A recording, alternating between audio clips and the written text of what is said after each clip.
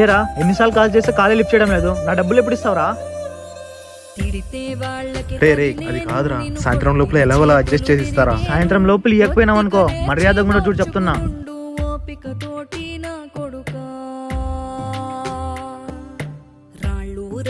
రే ఏరా ఇంత టెన్షన్ పడుతున్నావు? అమ్మకి ఆపరేషన్ అంటారా, ఒక 20,000 కావాలా?